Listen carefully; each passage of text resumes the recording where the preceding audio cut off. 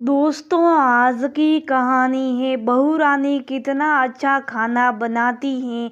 दोस्तों, कहानी शुरू करने से पहले अगर हमारे चैनल को सब्सक्राइब नहीं किया हो तो कर लीजिए ताकि आपके पास पहुंचे हर रोज नया वीडियो। सुषमा जी के घर में आज बहुत चहल पहल थी। वो भी क्यों ना, आखिर उनके इकलौते बेटे विनोद की शादी थी। बहू रानी का बहुत ही धूमधाम से स्वागत हुआ। उसके ससुराल में हर कोई उसे हाथों हाथ लिए हुए था। जो कोई भी रानी को देखता ही रह जाता, बिल्कुल काश गुड़िया थी। रानी उसकी खूबसूरती देखकर ही तो सुषमा जी ने बिना दान दहेज की शादी की थी। विनोद भी इतनी सुंदर पत्नी पाकर फूला नहीं समा रहा था। सारी रस्में करने के बाद सुषमा जी ने बहू को कमरे में आराम करने के लिए भेज दिया। रात में जब विनोद कमरे में आया तो रानी सकूसा गई, लेकिन विनोद ने उसे अपने पास बिठाकर प्यार से उससे बातें करने लगा। उसे थोड़ा अच्छा लगा जब विनोद ने उसे कहा कि अगर कोई दिक्कत हो तो उसे बताए, आज से ये उसका भी घर है।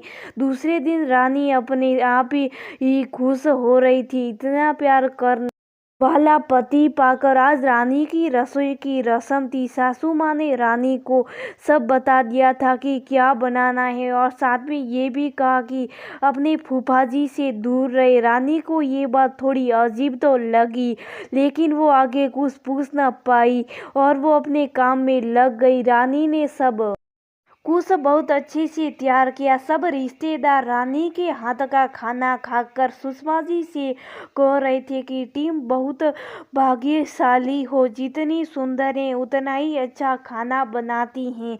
वो सबने रानी को बहुत सारे तोहफे दिए और विनोद ने उससे वचन दिया कि जब भी उसको उसकी ज़रूरत होगी तो वो उसके साथ खड़ा होगा। एक दो दिन में सारे रिश्तेदार चले गए थे। सिर्फ बुआ, रम्मा और फूफाजी बचे थे। उनका कुछ दिन रुकने का मन था। बुआ तो चाहती थी कि उनके पति चले जाए ताकि वो अपने मायके में आराम से रह पाए, पर वो भी नहीं गए। शाम को जब रानी सबको चाय देने गई, जब फूफाजी को चाय देने लगी तो उन्होंने उसका हाथ पकड़ने की कोशिश की। रानी बहुत ज्यादा डर गई और सीधा अपने कमरे में आकर रोने लगी। पीछे पीछे उसकी सास भी आ गई और उसको चुप करा के विनती करने लगी कि वो विनोद को कुछ ना बताए कि उसके फूफाजी कैसे इंसान हैं।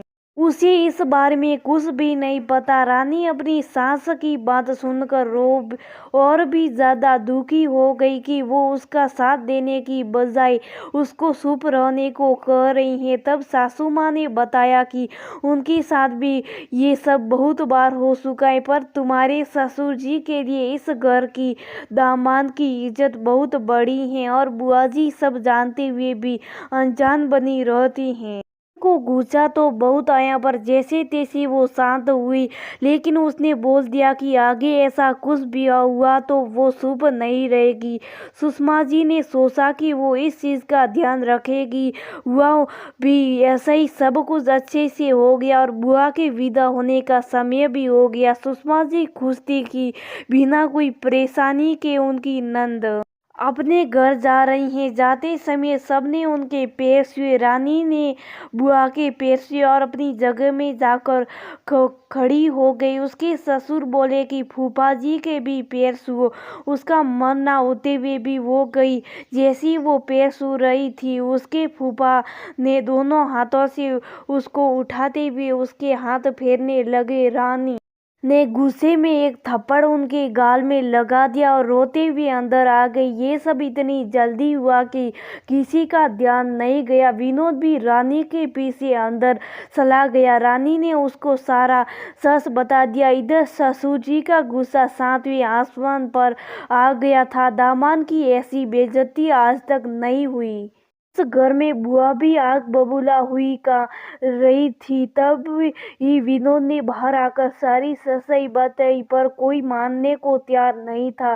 तब सुषमा जी बोली कि मेरे साथ जो हुआ उसके लिए मैं चुप रही, क्योंकि मेरे पति को मेरी इज्जत की चिंता नहीं थी, लेकिन मेरी बहू के साथ ऐसा नहीं होगा, मैं विनोद और रानी के साथ हूँ, जिसको जो करना हो करो। शायद विनोद के पिता को अपनी गलती का एहसास हो गया था और उन्होंने अपनी बहन और बहनोई के सामने हाथ जोड़ लिए और कहा कि आप हमेशा के लिए हमारे घर से चले जाए। अगर रमा यहाँ अकेली आना चाहे तो आ सकती हैं, और किसी के लिए मेरे घर में कोई जगह नहीं है। फिर उन्होंने अंदर आके सुषमा जी और रानी से भी अपनी चुप्पी के लिए माफी मांगी।